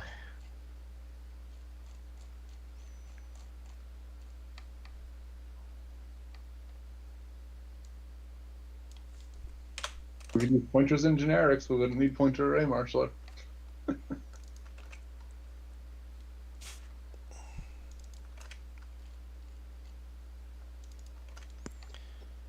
Delete that.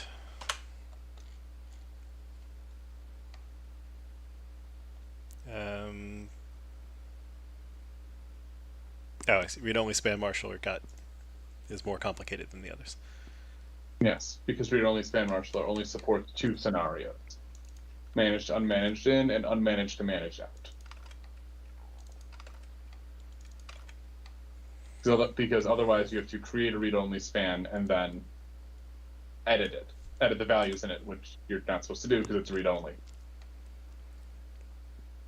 Right. So I think our policy is just going to be, if you want to do that, just use span and then convert it to a read-only span.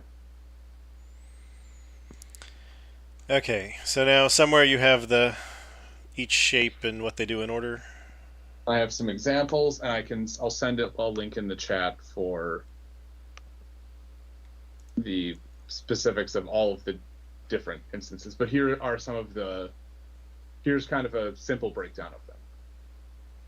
So it's from managed to unmanaged.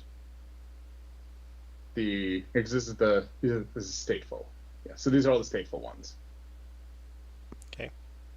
So we have from managed to unmanaged. Get pinnable reference is optional, and free. And we're requiring free on the state. Are we requiring free on the stateful? I can't remember. No, we aren't. Free on the stateful. No, we're not going to require free. On stateful? Were we? If it's on stateful, it needs to. Yes. Right? Yeah, so on stateful, I think we were going to require free, because if you aren't freeing, then you can almost surely do it with stateless. Yeah. I'll let the JIT handle optimizations. If you're already going into stateful, you're already doing something that's going to be more expensive anyway. I mean, yeah. If the only thing you needed stateful for was the GC keep alive, then I guess your free would just no op. Yeah. Because it sort of seems like you need one of these two. I mean, arguably you could say that the implementation in free should just end with GC keep alive the target, but Actually, yeah, that is a good point, because then we're going to hit all the optimization issues of having a free. What optimization issues? How we emit the try finally, how we have to rely on the JIT to inline the free to see that the finally is empty to then remove it, but at which point we've already hit other optimization problems, because that's done later. And there's some optimizations on an import. Yeah. Maybe having the free be optional is a good idea.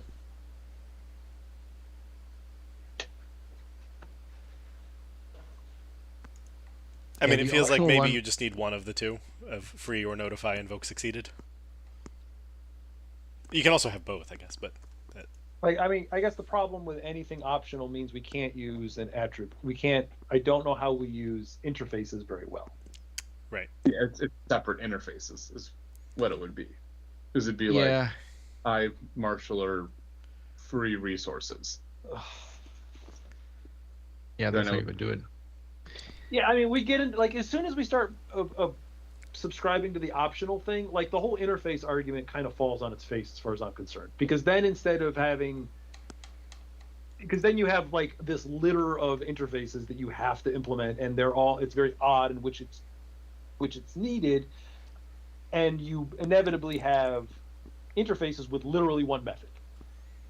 And it just, it gets kind of odd and wonky. Because you'd end up with, I managed to unmanaged in marshaller, and I managed to unmanaged in marshaller from managed, and then you have every optional becomes another interface and interface coupling if you want to give somebody just a simple word they can write down. And exactly, that's why the whole, like, I'm still very, like, either we have to have, either they all have to be there or they don't. And if they're all going to be there, then interfaces work. But if as soon as we get into this optional world, it's like the next API review is, well, here's 36 interfaces and they all have one method on them. Yeah, I mean, I think it works when you have like a few, right? If you have a lot, then it because it kind of becomes the generic math, right? Where we have like 20 interfaces and then a somewhat non-intuitive hierarchy between them. Right. Yeah, the design that we have in our design doc is free is required for stateful, but not for stateless. Right. Yeah. I mean, for the way you would solve the optional for interfaces is you have to declare it, but then you have a can whatever that is static, and that would say, oh, don't call it, and then now it's dead, and now the trimmer can trim it out. But they still had to write the declaration line, at which point, who cares? And we have to rely on the trimmer to do this other stuff. Yeah, we have to rely on the trimmer to then make it so that work doesn't have to happen. Yeah. Oh, and I guess at the generator, you wouldn't be able to read the can anyway, so you'd have to just if can. So, yeah.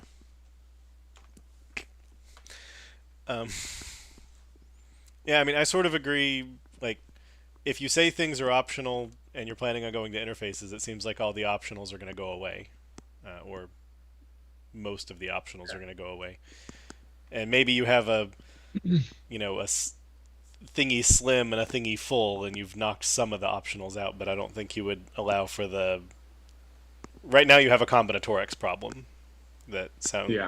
But maybe the answer is you never go to interfaces and you just always stay as pattern matching. But yeah, and I think that's something we should explore. Like, I think Unity has the same thing, and I think ReSharper added just effectively better code completion support for that, where they recognize that, oh, this is a Unity type, and then in their generic, like, implement members, whatever UI gesture they have, they recognize that and suggest those, right? And we could do something similar in tooling, right? I don't think that's a generic extension point in VS to do that today, or it wasn't, but like if we find more code generators wanting to go down this pattern, then I would agree interfaces are a bad way of doing that. And realistically, the only value that we get from that is to describe, oh, if you add this member, here's the shape that the member has to have, right? Like the problem isn't, oh, I can call free or don't call free. It's like usually the, oh, this thing has to have this name, takes those two arguments, returns this other argument, right? And this, you just get it wrong half the time, right? And I think if we just do this in tooling, I think it would be fine. Yeah, anything that's required. So we could do that, and then have like a code refactoring that we detect this is the right place to do it. Right. Just as part of the code fix, or as part of providing a code fix. Have it that we can just generate all the members for you. Yeah, I think to Jeremy's point, I think anything that is required should probably be on a base type or interface, because then it aids the other problem, which is, well, how do you know this is a marshal type, right? So if there's always a base type, and it's just, okay, it's one of those, and then everything that's optional is just not expressed as an interface, I think that makes it really easy. Yeah. Because then you can also have docs for that. You can say, oh, an I bidirectional marshal has to have those members, and then here's the 20 methods that are optional, right? And maybe some of them are also like, oh yeah, if you have this one, you also have to have this other one, right? All this mutually, dependency stuff you can just completely express as analyzers, right? It's just really is more for the user, like, okay, if I want to do one of those, like, what do I have to type, right? And I think that to me is a tooling problem more than anything. Yep. But So I also sent into the chat our design doc that has each of the different shapes broken down for stateful and stateless.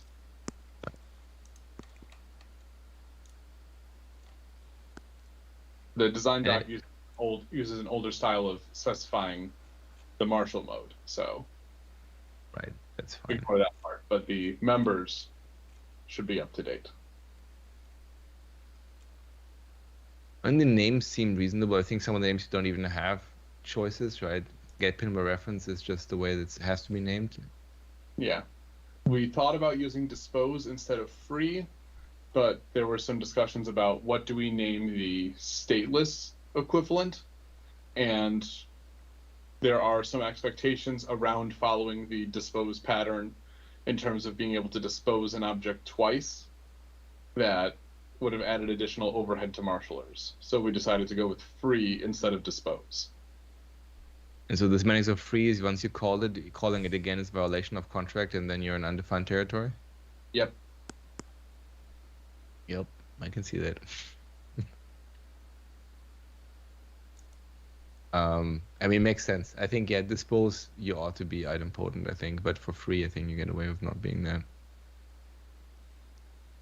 Yeah, kind of following the GC handle design there. Right. Yep. Yeah, and it makes sense to me. And presumably this is freeing whatever value was returned from 2 unmanaged. It's freeing whatever state needs to be freed in your stateful marshaler. If you look at the static shape, we passed the unmanaged value to it. So yes, it's freeing that. But in the stateful shape, you can be freeing whatever you need to free. Like maybe you're doing like a safe handle dangerous release. Yeah. Technically on the managed object. That's fair. More like with concept, like add ref relief sort of thing. So going back to the mention of safe handle, is there not a public marshalling type for safe handle, or is it just expected that it's implicit and it didn't need to be public? We will add one in the future. We didn't want to delay API review on that one because it's particularly complex. We just wanted to make sure the design supported it, which we have prototyped and used in testing to make sure that it works. But we didn't want to add that as part of this API review because we didn't want to hold this up. Okay, so there will be a safe handle marshaller that you want to add, but it'll hopefully be just the name plus it does some shape stuff. Yeah. Okay. Yeah, there should not need to be any extensions for anything else. Okay. So yeah,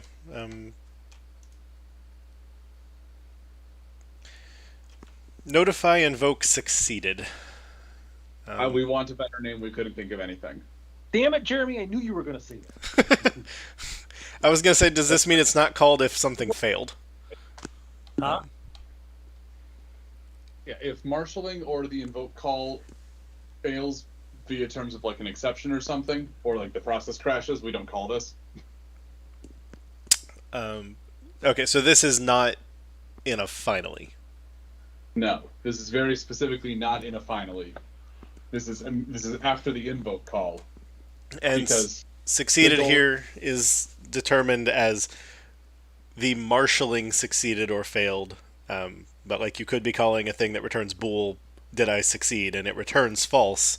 You're still going to call invoke succeeded because the invoke succeeded, the function it invoked failed. Yes.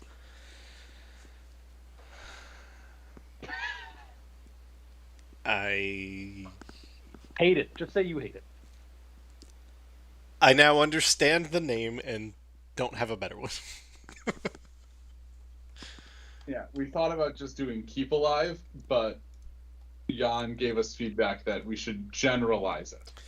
So basically, what you have in raw terms is free is finished finally, and notify invoke succeeded is finished after finally. Like, because you're going to do a thing, and then in the finally you're going to call free, and then after the finally you're going to call this other thing.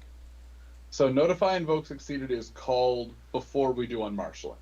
It's called like right after we do the native call. Oh, so it's the last thing in the try, as far as the user's concerned. It is the thing that's immediately after the invoke. It's like you do the p invoke, you come back, we tell the marshallers, hey, we finished the invoke and there was no exception. So Yeah. And then unmarshaling stuff back. So theoretically, someone could use this to capture set last error if they wanted to. Sure. I guess, yeah, that actually makes sense. Yeah, I just wanted to make sure that I understood the invocation point. If it's immediately after the function and before anything else is run, then theoretically, if the first thing they do is capture the last error, there's no risk of any other marshalling logic or anything else kind of overriding it. So Sort of. That's not entirely true because Okay. Another one of these that has this method could also yeah, mess with it. okay. Yeah, there's no guarantee that only one marshaller will have this method. Makes sense.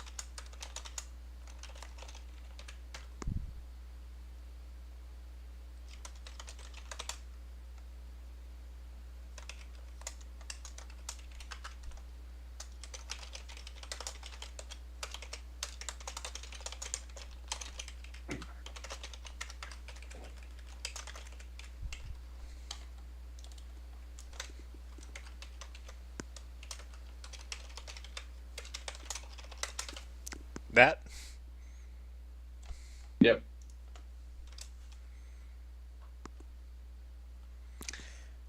Yeah. So that seems. I don't have a better name. And it's marshalling, so who cares? Would notify invoke completed? No, because that would imply throwing. You still technically completed the invoke, just with an exception. I'm not sure. Does task completed say true if it fails if it's completed due to a cancellation or a throw? I thought it didn't. Well, because It might task not. is completed and is completed successfully. And so Okay. I think is completed means it's no longer in an execute or pending state. That it has hit a terminal condition.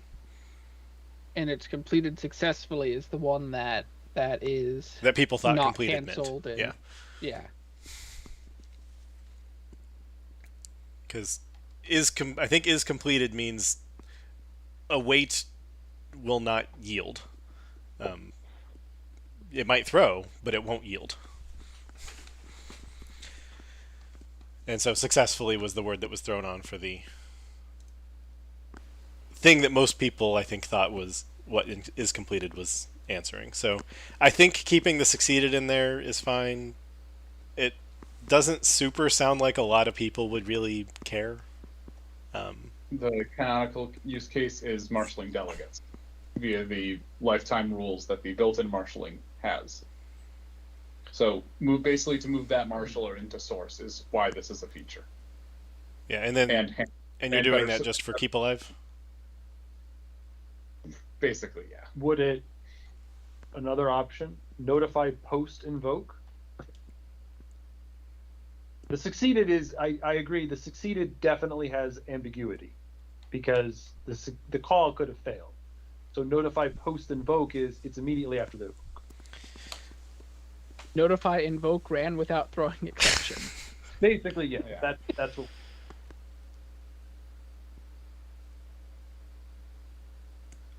Does Yeah. post invoke not work? Doesn't. I mean, it doesn't- works. I'm just wondering at that point, should we just call it on invoked? Because that would be our basically the event rule, and we could just say it's like an event, but it's void. Yeah, we could do that.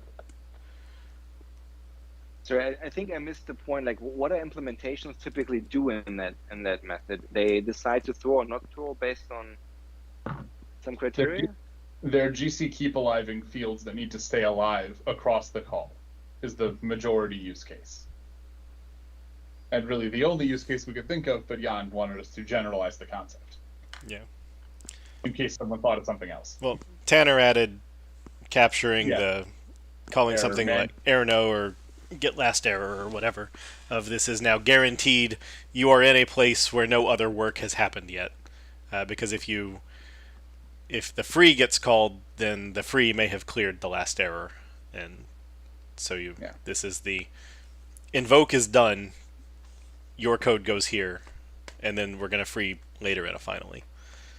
And there'll be someone who adds logging support for debugging purposes to functions like this. Someone will. Yeah, someone will add something like, "Oh, I completed a p invoke, capture the stack trace," sort of thing. Yeah. At that point, I kind of agree with Jeremy's suggestion of just call it on invoked, because basically that has all the semantics. It's basically, we just did this, and now whatever code you want to write, put it here. And then the docs will just say if the bind failed. Yeah, I guess where does binding happen in all this? At that moment, at dispatch, when it tries to invoke. Right, so you may have already called from unmanaged, and that succeeded, and then now you get the, I'm sorry, you have a typo in the name of your target function, I can't find that. So then that'll throw, you won't get on invoked, but you will get free. Yeah. Yeah, I think, and then we just dock that it's doesn't get called in the event of a exception during the marshal call. With the most Actually, wait a likely minute. I exception don't being know. your method name was not found. Actually, wait a second. I don't know if that's true, because the whole point of the p invoke that we're writing is that it's inlineable. And I don't recall if inlineable ones check. That's a good question to ask. Inlineable ones, I think, will be resolved at JIT time. Right. So at JIT time, this would be. Yeah, so at JIT time it would throw. It would throw. But it could also, like when you're like doing it as a debug build, it would throw at the inner p invoke call. So yes, you could end up marshaling, and then it would throw saying, "I can't find the entry point." So we'd call from managed and then free, and that's it. Or from managed and get pinnable reference. I think on invoked makes sense. Yeah, uninvoked is a good name.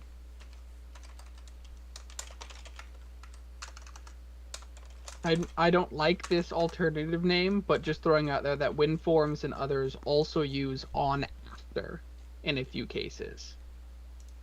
So on after invoke, but I think I like on invoked better. It flows better in my mouth. Yeah, I agree. I think we have a guideline that says don't use the word after. Yep.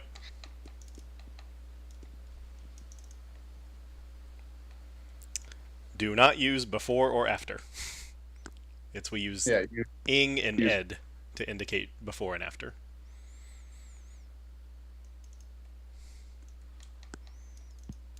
Sounds good. Somewhere.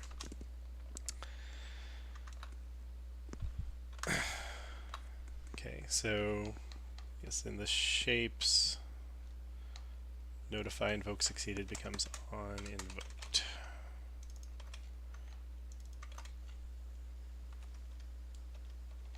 Okay. The rest of the names here we were good with. The interesting one is the guaranteed suffix. That's basically to say put the unmarshalling in the finally, so that we guarantee that we get it, even if another marshaller's unmarshalling code throws. This is particularly used by safe handle marshalling today. So we needed to be able to move safe handles into the standard library instead of being inline in the stub. And then I presume to managed and to managed guaranteed are mutually exclusive. Yes. And is this the only guaranteed method? Yeah. The stateless has theirs is convert to managed guaranteed, but yes, that is the only method in the stateful shapes that gets the guaranteed suffix.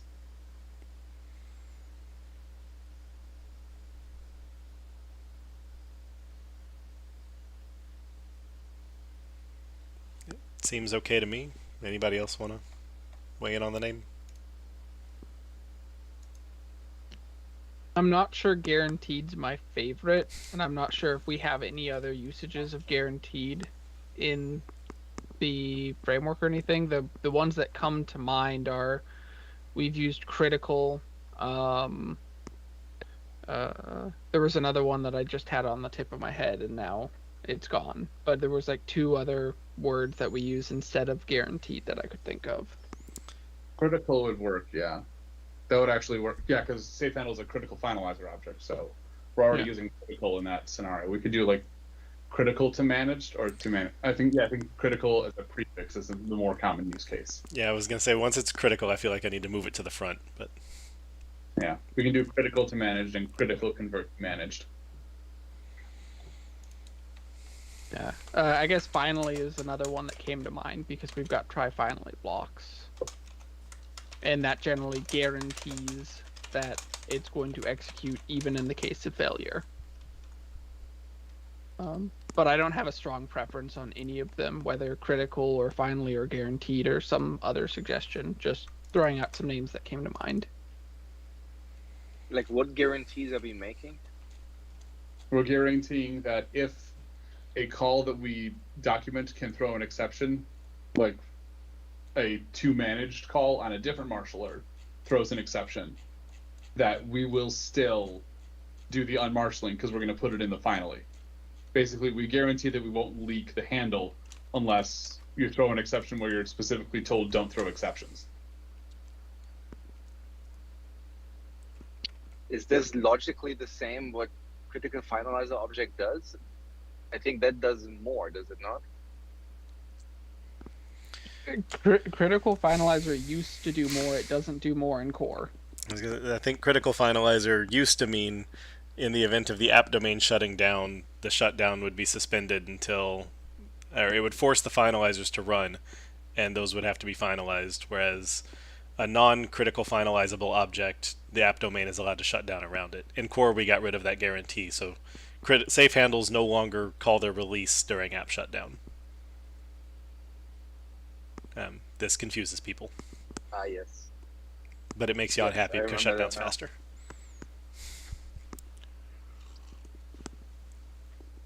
And I think his point is, yeah, I guess the process could have died for any reason along the way, so why were you depending on this behavior at shutdown?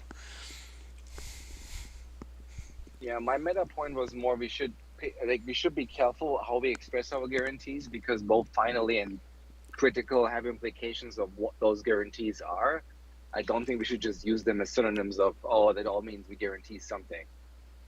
Well, that's kind of why I suggested finally, because this is being run in the finally block. And so the difference is, is it going to run in a separate finally block, or is an exception possibly going to prevent it? And so, at least for C# users, to managed finally may imply exactly that. It's going to run in the finally handler. I can live with that. I mean, the problem with finally, of course, is what Jeremy just said, right? We don't always run it. But if the code literally gets emitted into a finally handler, then you by construction get the same guarantees as finally will get, right? So that seems fine to me. Okay. Yeah, then we'll do to manage finally and convert to manage finally. Okay. So I think that gets us through bidirectional. Unmanaged to managed looks simple. What the hell's element? Element is the element in ref and out. So this not is the other element, like fire, water, earth, or air. no, it's not that. This is for like if you are if you're being passed as the element of a collection, like an element of an array or an element of a span. We don't currently support preserving state between all of the different phases by caching a marshaller anywhere. So we're requiring that for now to be a stateless marshaller. And if we add support for... So, yeah, when and where does this get used? let's say I have an array of t managed, and I'm passing an array of t managed by value. Okay. I would use the element marshaller. That'd be element in. If I'm passing the array of t managed with ref, it'd use element ref. If I'm passing the array of t managed using out or using the out attribute on a by value one, then we'd use element out. So you would find the marshaller for t managed, and then you would invoke it using the element in pattern. Yes. Mode. And that is different than just managed to unmanaged in some cases. It may be. This is Yes. a permission for if you have an optimization you would like to perform on an element that is permissible. Also, if you have, for example, once again back to safe handles, because they have the most diverse usage of the different things, they do not support being marshaled in arrays, so we would explicitly just not provide an element scenario or element marshal mode support. So it would say you don't have an element mode, you don't have an element in marshaller, you can't marshal a safe handle in this array. So the safe handler marshaller won't have marshal mode default Correct. specified. Yeah, okay, and then I was going to ask, does element in fall back to managed to unmanaged in? No, because our basically the three pillars are managed to unmanaged, unmanaged to managed, and element. Because those are kind of three different views. There's I'm being passed into a p invoke, I'm coming from unmanaged and a reverse p invoke through managed and back out, or I'm in an array and the array or whatever my container is being moved in one of these directions, and this is the direction that I as an element need to go. Okay. Because the element itself doesn't need to know I'm being passed into a p invoke if it's just an element of a collection. Okay. And I guess this is going to be the collection shape. Yes. Allocate container for unmanaged elements. Oh, give me space to write stuff. Yes, it's basically because the collection marshalers aren't marshaling the elements of the collection; they are marshaling the space, basically. So, like, if you have like a length prefixed collection, you allocate the space, put that length at the start, and then later on, when you're getting the destination, you do the offset and pass the span, so on and so forth. So yes, basically, it's get me the space and do whatever metadata stuff you need. So how is that different than get unmanaged values destination? Get unmanaged values destination, you pass the allocated pointer to. Let's say we're in that length prefixed collection scenario, so we'd allocate enough space for t unmanaged element times the number of elements plus int. And we'd set the first int of the allocated memory to the number of elements. We'd return the whole allocated space. Get unmanaged values destination would take in that pointer to the whole space, offset it by the length prefix, and then return a span over the rest. Okay, so this is give me the contiguous memory of where I'm going to write values into, which is ideally within the memory of the allocate container for unmanaged elements. But if that thing had its own, I have the pointer and then the pointer to where the memory is, and you did the double alloc and you're tracking that all statefully, then you return. Yeah. You were given the head pointer, but you ignored it because you're now returning the nested pointer. Yeah. So a safe array might be another good example here. Like allocate container for unmanaged elements would call safe array create, and then it would return the safe array descriptor. And then get unmanaged values destination would get the pointer to where all the data is, where the data goes from the descriptor, and return that as the span. Okay. And then is there anything weird in your shape, like if allocate returns null, you stop working? No. You got to handle that yourself. Okay. So somebody Because we could do You can the return null allocation and then- and all that stuff inside a stateful get unmanaged values destination if they were crazy. Yes. Okay. Yeah, we don't want to make any assumptions about what do particular values of these different things mean. Okay. But for the stateless, it's, hey, look, you're going to write some stuff down. Go make some space for it. And then, given that space, where am I supposed to write these things into, element by element? Mm-hmm. That makes sense. And why is this outing num elements? Either we need to out num elements, or we need to have a separate call that returns num elements, which just means you have to pass the managed object into two separate functions and then cache the num elements and then pass it into the other functions. Well, is it ever anything other than manage.length? Is it manage.length or manage.count if you're writing, for example, a list marshaller? But allocate container for unmanaged element says it takes a T array. Because this is the array marshaller. The T array, that's the manage type. Oh, so T array corresponds to the first type of in custom marshaller attribute. If you substitute that T in for the generic placeholder. right. So this would be T, Correct. but then this is saying it's a T specifically array. So this Yeah. wouldn't allow a list of T or an I enumerable of T. Yeah, you'd write a separate marshaller for that. If you look at the custom marshaller attribute right above array marshaller, that's the array of generic placeholder. So that's array of T is the managed type. The first type of parameter. This guy. Yeah. So that means the managed type is T array. So that's why there's T array everywhere. When we look at span, you'll see that that the managed type is span of T.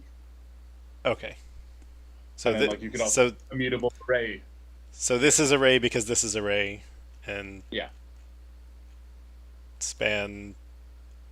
I don't remember if we included span in here, but it's in the. I'm looking for where allocate,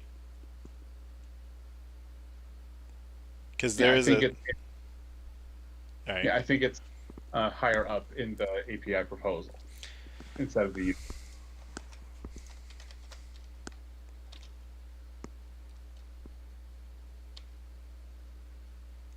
Okay. Oh, no, the custom marshaller attribute I need to update on there. I was just once again copy pasting. Fair enough. Okay. I should have read this morning. So this is just container type, and the container Yeah. type was specified up here. So Yeah. this word matches this word, and you can be stateful over multiple of them because you're not varying on the destiny or on the return type only. Mhm. Okay. That seems reasonable.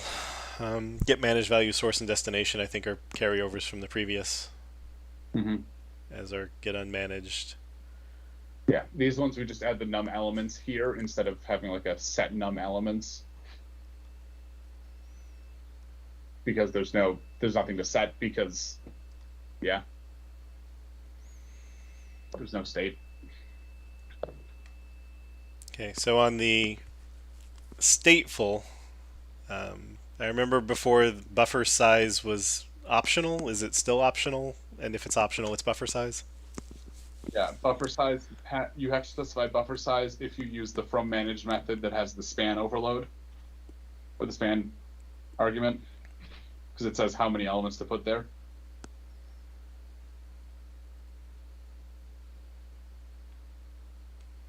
So in stateful, you've got a buffer size, a from managed,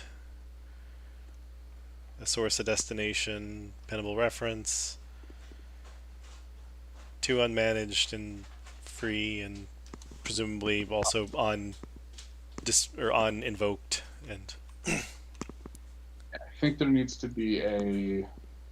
Oh no, it's going to be an out. You'll see it, I think. And out, you'll see the other direction. That's from unmanaged. I think this should have, yes, get unmanaged values source, specifying the length was the design, and get managed values destination. This is the design we went with previously. That for the out direction, you pass in the links to those two. makes sense. Then a 2 unmanaged and a free and a on invoked and. Okay, so is there anything from the stateless pattern that is new? The stateless pattern, the whole stateless pattern was new. But the names. The allocate container methods were new. The rest of them were the same names. Okay.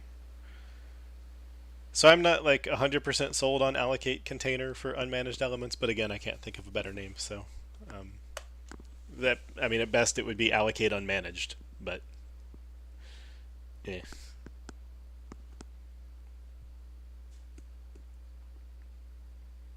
Anybody want to chime in on that one? The reasoning why I didn't want to just do the convert to managed and convert to unmanaged is it doesn't do all the conversion process. It just does the first step.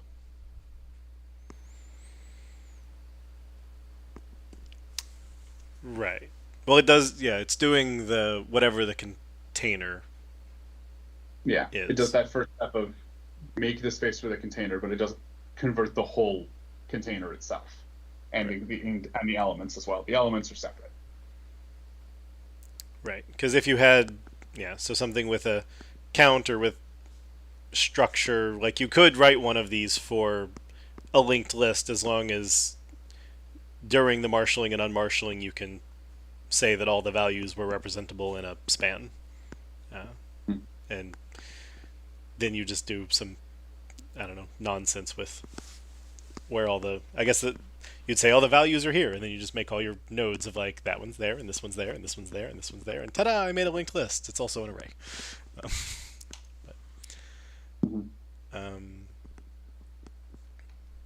Yeah, and I guess allocate container for managed elements probably came at the same time.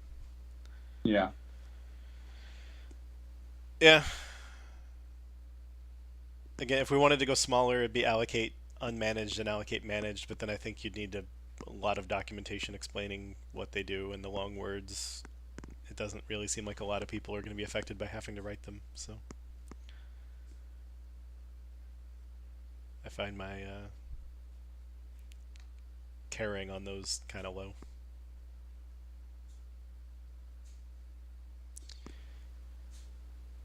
The one thing that looks weird to me here is on what I have highlighted, I see num elements 3 times and length once. We can just do num elements everywhere.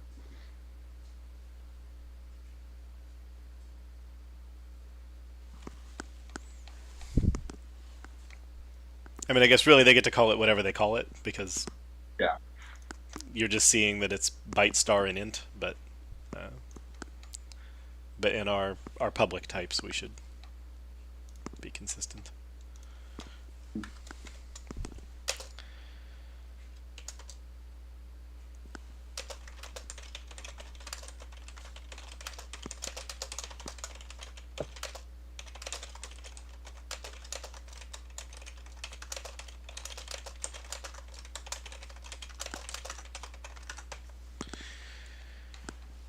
Okay.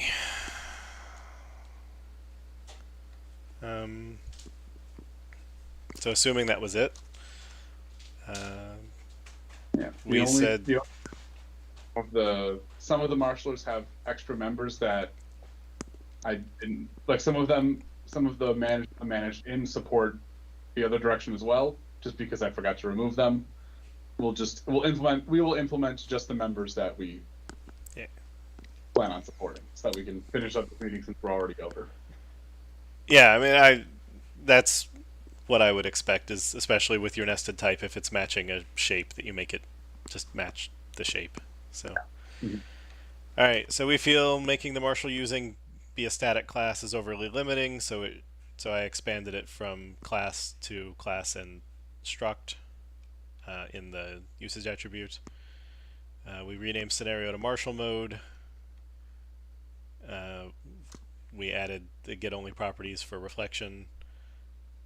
The element unmanaged type changed to a type marker of contiguous collection marshaller. We came up with a naming convention on our types of match the marshal mode because none of them are serving two modes. We renamed notify invoke succeeded to on invoked. To managed guaranteed became to managed finally.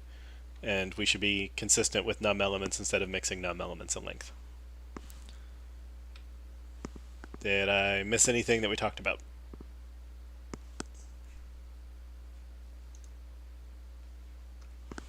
I don't think so. Any final comments?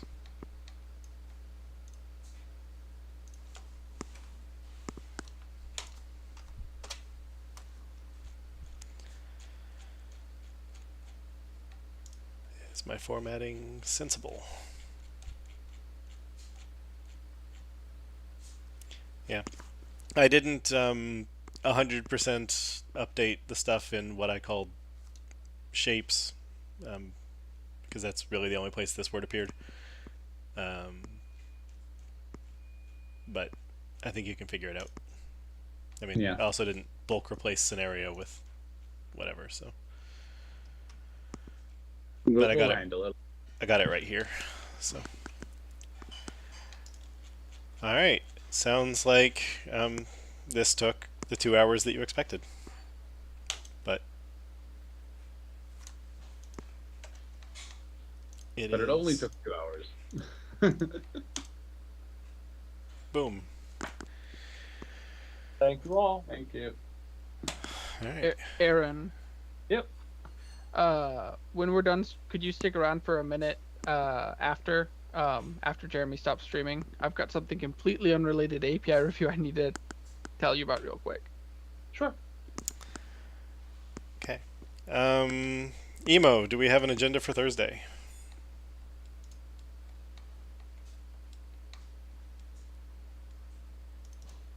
You're muted if you don't realize it. I think we have an agenda for Thursday. I need to double check. I'm right now grocery shopping. Fair enough. Yeah, so right now it looks like for Thursday we're going to try non-cooperative abortion of code execution, wrap and unwrap to negotiate, JSON contract customization, chain policy to SSL options, and a thing that's not on the list. Oh, change the nullable annotations of iparsable. We did that one already. So basically what we're saying would mean is the generic math APIs. Yeah, is Thursday we're going to go through the reds. We're going to be skipping things that say quick because the people who are going to talk about it aren't available on Thursday. But basically Thursday we're going to try and burn through a bunch of red items. So yeah, if that's what you're hoping to hear, then please join us at the same .NET time on the same .NET channel, and see you Thursday. Thanks for joining us.